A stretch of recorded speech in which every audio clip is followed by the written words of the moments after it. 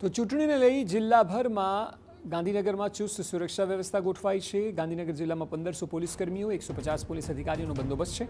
1000થી વધુ જીઆરડી અને હોમગાર્ડ જવાનો રહેશે ખડે પગે। જિલ્લાના 210 સંવેદનશીલ કેન્દ્રો પર પોલીસ બંદોબસ્ત વધુ કરાયો છે। 57 મોબાઈલ પેટ્રોલિંગ વાન સંવેદનશીલ વિસ્તારોમાં તૈનાત છે। લોકોમાં વધુમાં વધુ મતદાન કરે લોકો તેવી જિલ્લા પોલીસ વડાએ અપીલ કરી છે।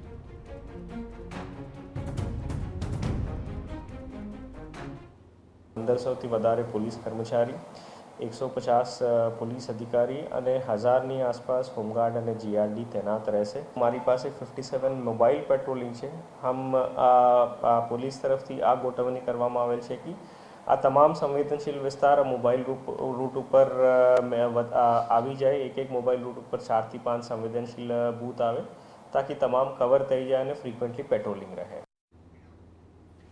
ચૂંટણી દરમિયાન અનિચ્છનીય બનાવ ન બને અને શાંતિપૂર્ણ માહોલમાં લોકશાહીનું પર્વ ઉજવાય તે માટે પોલીસે અગમચેતીના ભાગરૂપે કાર્યવાહી પણ કરી।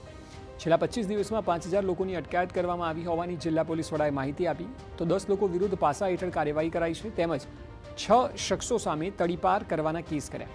જિલ્લામાં 1000 હથિયારો ડિપોઝિટ થયાની પણ માહિતી આપી। આમ શાંતિપૂર્ણ માહોલમાં ચૂંટણીઓ યોજાય તે માટે પોલીસે એક્શન પ્લાન ઘડ્યો છે।